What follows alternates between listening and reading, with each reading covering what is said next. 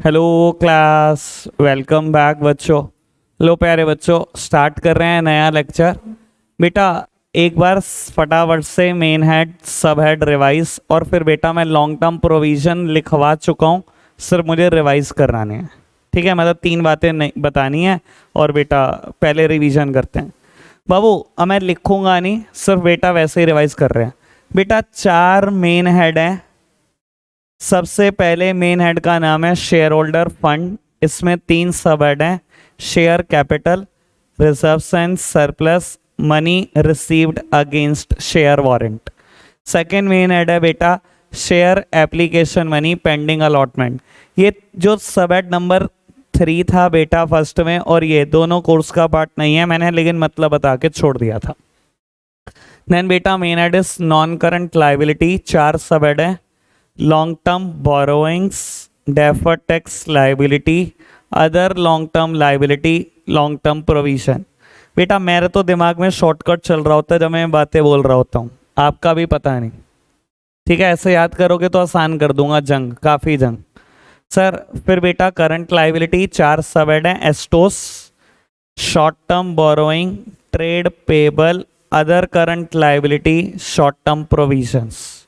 ठीक है जी बाबू, कल मैंने बात करी थी, इसमें बी पार्ट लिखा था हमने reserves and surplus, first part लिखा था शेयर कैपिटल। शेयर कैपिटल 5 तरीके की थी: authorised, issued, subscribe, called up, paid up. बेटा रिजर्व्स एंड सरप्लस में 8 बातें टोटल लिखी थी: capital reserve, capital redemption reserve, debenture redemption reserve, security premium reserve, revaluation reserve, surplus, other reserve, other fund. ठीक है जी। लॉन्ग टर्म बोरोइंग में 4 बातें लिखी थी: 10% debentures, bonds, loan from bank या loan from third party public deposits. ठीक है जी। अब बेटा लिख तो चुका हूं मैं बेटा, बस मुझे क्लियर करना है आपको लॉन्ग टर्म प्रोविजंस। बेटा टोटल 5 प्रोविजंस मैंने यहां पर लिखे थे: provision for employee benefit, provision for gratuity, provision for provident fund बाबू,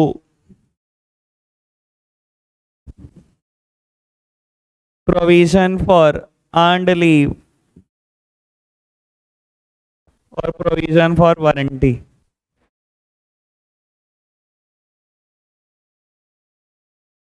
बेटा मैंने ना कल इन दोनों के बारे में बात की थी, कुछ पूछना है बताओ? याद है वैसे बात? कुछ छुट्टियां अलाउड होती हैं किसी भी ऑर्गेनाइजेशन में जॉब करो, अगर बेटा आप वो छुट्टी नहीं लेते और पहुंच जाते हो बेटा अपने वर्क प्लेस पर, तो उसके बदले में आपको पैसे मिलते हैं। इसे हम बोलते हैं अर्नड लीव।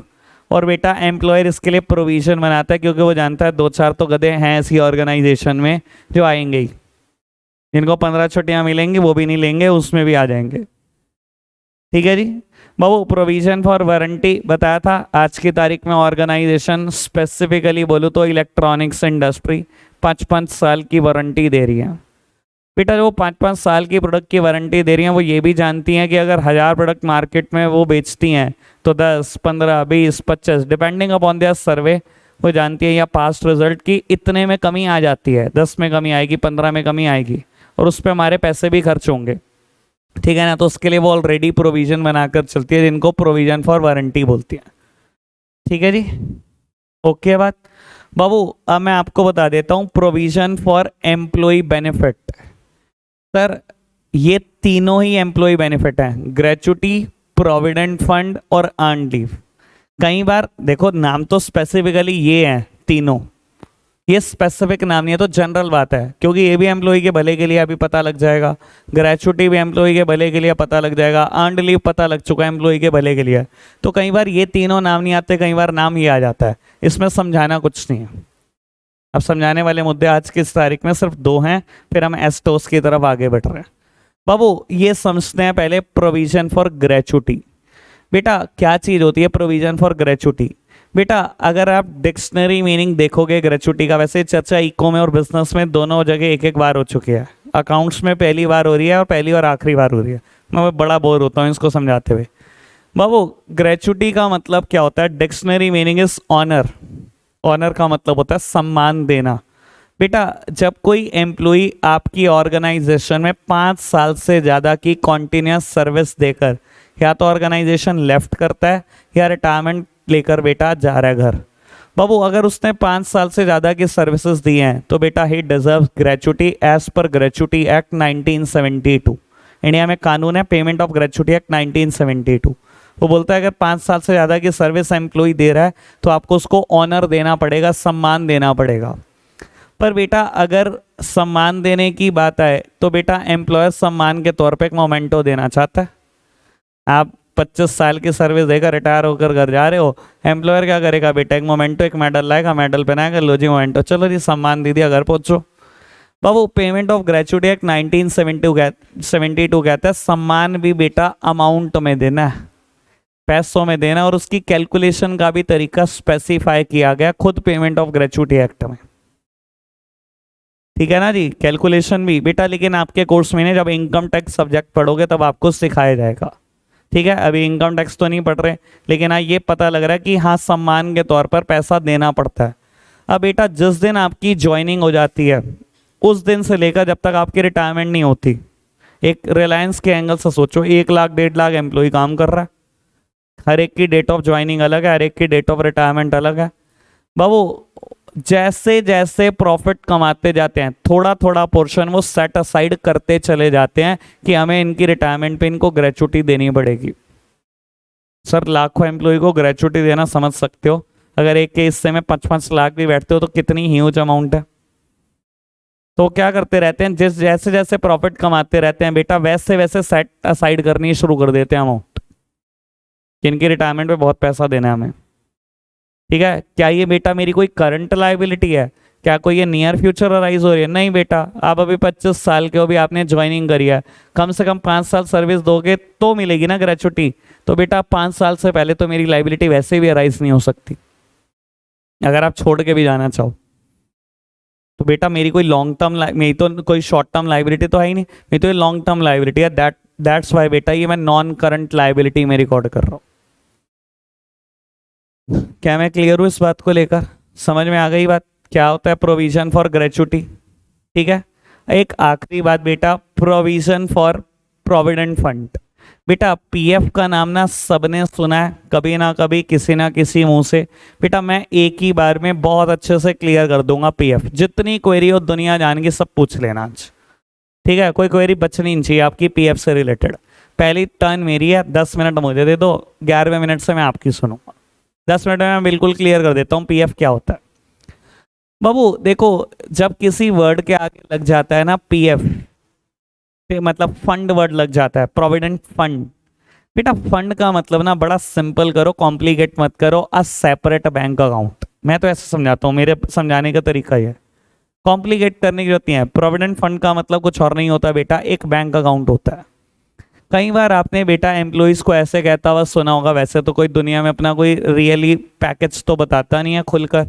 मैं अपने दोस्त से पूछूं भाई तेरा पैकेज क्या है, मुझे नहीं पता, वो सच बताएगा। दुनिया में 1% आदमी होंगे सच बताते होंगे, पर हाँ चलो उसने बोल दिया बोलने के लिए कि मैं 12 लाख कमा रहा हूँ, मतलब पैकेज हमेशा साल का बताया जाता है, कभी मंथली सैलरी नहीं बताई जाती, मतलब वो बेवकूफ़ लोग बताते हैं जो थोड़े से कम ज्ञानी हैं। तो बाबू उसने बताया कि मैं 12 लाख पर एनम कमा रहा हूँ, पर इन हैंड 950 आ रहा है। मैंने कहा ये क्या बात हुई, जब तू 12 कमा रहा है तो हाथ में 950 क्यों आ रहा है? भाई ये 2.5 लाख कहाँ जा रहा है?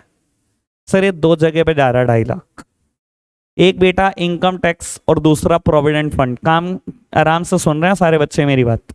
सर 2.5 लाख कहाँ जा रहा है? 2 जगह पर, इनकम टैक्स और पीएफ। बाबू देखो इंडिया में ना लॉ ऐसा है कि अगर आप एम्प्लॉयर हो, मतलब आप मालिक हो, और आपके नीचे बेटा 200-300 स्टाफ काम कर रहा है, तो इनकम टैक्स अथॉरिटीज ने ना एम्प्लॉयर को फंसाया हुआ है कि मालिक ही क्या करेगा, उनको जब सैलरी देगा तो उनका टैक्स काट के जमा कराएगा। भाई बहुत आसान है इनकम टैक्स अथॉरिटी के लिए। देखो कानून मुझे भी बनाना हो तब भी ऐसा ही होगा, आपको भी बनाना होगा तब भी ऐसा होगा। अब बेटा देखो इनकम टैक्स अथॉरिटी उन 1.5 लाख एम्प्लॉय के पीछे भागे जो रिलायंस में काम करते हैं कि टैक्स दो, बहुत मुश्किल है। पर एक रिलायंस के पीछे भागे कि इनको सैलरी देते टाइम पहले टैक्स काट के देना, तो कितना आसान है। तो रिलायंस अपने 1.5 लाख एम्प्लॉय को जब सैलरी देता है तो टैक्स काट के देता है और टैक्स जमा करा देता है वहां पर। समझ में आ रही है बात? समझ में आ रही है बात? मान लो बेटा उसके हिस्से का टैक्स 1.5 लाख बैठता था 12 लाख की सैलरी पर, तो बेटा 1.5 लाख तो जमा करा दिया वहां, टोटल 2.5 लाख गया ना। तो बेटा ये 1 लाख कहाँ गया बाबू? 1 लाख गया प्रोविडेंट फंड में। 1 लाख कहाँ जा रहा है बेटा? प्रोविडेंट फंड में जमा हो रहा है। ये प्रोविडेंट फंड क्या भला होती है बाबू? अपॉन रिटायरमेंट आपको एक बेनिफिट मिलता है नोन एज प्रोविडेंट फंड।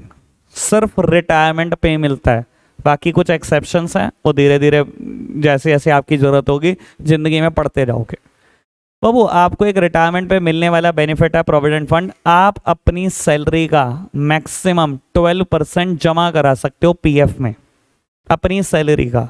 भाई आपकी सैलरी है साल की 12 लाख, ठीक है, महीने की 1 लाख, महीने के 12,000 रुपये ज़्यादा से ज़्यादा अपनी सैलरी में से कटवा कर आप पीएफ के तौर पे जमा कर सकते हो, अपनी सैलरी का मैक्सिमम 12%। और इंडिया में रूल ऐसा है जितना एम्प्लॉई जमा करता है उतना ही एम्प्लॉयर को जमा करना पड़ता है।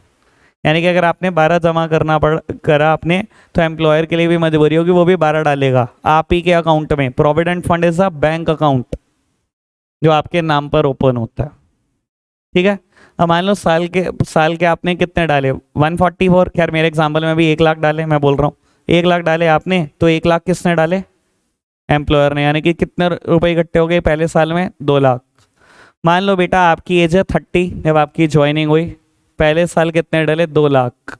सर आपकी 30 साल की सर्विस पड़ी हुई है और मैं कहता हूँ कोई सैलरी में इंक्रीज नहीं मान रहा, मैं कुछ नहीं मान रहा। भाई सैलरी भी बढ़ेगी और बढ़ेगी तो कंट्रीब्यूशन भी बढ़ेगा, आपका एम्प्लॉयर का भी बढ़ेगा, मैं तो कुछ मान ही नहीं रहा। अगर आपने 30 साल तक सेम अमाउंट जमा करी तो कितने हो जाएंगे? 60 लाख। और बैंक अकाउंट है, ब्याज मिलती है, 13 साल बाद पैसे डबल भी हो जाएंगे। शुरू के 13 साल में कितने पैसे इकट्ठे करेंगे? 26, 26 के हो गए 52, उससे 13 साल बाद कितने हो गए? 1 करोड़ 4 लाख। और वो भी जो जमा हो रहे हैं वो अलग हो रहे हैं। सर कम से कम आपके रिटायरमेंट पे तैयार रहना 2 करोड़ रुपए मिलने वाले हैं अप्रोक्स, ठीक है ना। खुश होने की कोई जरूरत नहीं है तुम्हें तो बाबू, क्या मैं बताऊं मैं सर्विस क्या मिलने वाली है, रुक जाओ, ठीक है ना। कितने खुश हो रहे? 2 करोड़ मिलने वाले हैं, पोचा मारोगे भाई, यहीं रोक जाओ तुम। हाँ समझ में आई बात? प्रोविडेंट फंड क्या होता है, ठीक है, जितनी मैंने बात बोली समझ आई? सर अब कई बार लोग बोलते हैं बेटा, क्वेश्चन करते हैं कि बंदे ने बीच में जॉब छोड़ दी तो भाई क्या हो गया? बैंक अकाउंट किसके नाम पर है? आपके नाम पर। कोई पैसे थोड़ी निकाल सकता है। आपने जॉब छोड़ दी, जैसे ही दूसरी जॉब ज्वाइन करोगे बेटा यही प्रोविडेंट फंड का अकाउंट नंबर दूसरे एम्प्लॉयर को दे दो, फिर आप भी डालना स्टार्ट कर दो, फिर वो शुरू कर देगा। इससे कोई फर्क नहीं पड़ता कि आप जॉब लेफ्ट कर रहे हो। सर आपका बैंक अकाउंट नंबर है आज की तारीख में नॉर्मल सेविंग अकाउंट नंबर, कुछ हो जाता है बेटा पैसे नहीं डालते तो कहीं चले जाते हैं, कोई निकाल लेता है, मेरे नाम पर है ना, फिर बिल्कुल वही प्रोविडेंट फंड है। कंफ्यूज क्यों करते हो? मेरी बात समझ में आ रही है? सर अब एम्प्लॉयर के एंगल से सोचो, उसको बेटा पूरी जिंदगी कितने एम्प्लॉय के प्रोविडेंट फंड में पैसे डालने हैं सोचो, और कितनों के इसी साल में डालने हैं और कितनों के आने वाले सालों में भी डालने हैं। सर जो अगर वो इसी साल के लिए प्रोविजन क्रिएट करेगा तो वो करंट लाइबिलिटी में आ जाएगा क्योंकि 12 महीने में देने हैं। और अगर वो लॉन्गर पीरियड ऑफ टाइम के लिए भी, मान लो इस साल मेरी फर्म को अच्छा खासा प्रॉफिट हो गया, तो मैं सोचूंगा इस साल के लिए भी प्रोविजन बना लूँ, अगले सालों के लिए भी सेट असाइड कर देता हूँ, मेरे पास तो पैसा पड़ा हुआ है। तो अगर मैंने अगले सालों के लिए सेट असाइड कर दिया है तो क्योंकि वो 12 महीने में भी पे भी नहीं होना, पर मैंने अलग रख दिया है, तो क्या है बेटा? Provision for provident fund. और ये बेटा लॉन्ग टर्म प्रोविजन है क्योंकि वो 12 महीने में पे नहीं होना। क्या मैं क्लियर हूं अब इस बात को लेकर? पक्का? पांचों बातें, कुछ पूछना है पूछ लो। Gratuity, provident fund, earn leave, warranty और एम्प्लॉय बेनिफिट, ठीक है, क्लियर? सर कल वाली बात में कुछ पूछना है? क्योंकि इतनी तेज दौड़ेंगे ना, मैं नहीं चाहता गिर जाए हम। पूछना है पूछ लो, कोई टेंशन नहीं है। 10 की जगह 11 लेक्चर लग सकते हैं, आज लगा लो 11। खुशी होगी तुम्हें जब आगे का चैप्टर तुम ऐसे चलाओगे स्मूथ स्मूथ। ये चैप्टर याद रहेगा तो ये आगे बढ़ेगा बुक, वरना ये बुक आगे नहीं बढ़ सकती है। ठीक है, आपकी मर्जी। अब आज के लिए रखेंगे इतना ही। Bye bye, again surprise.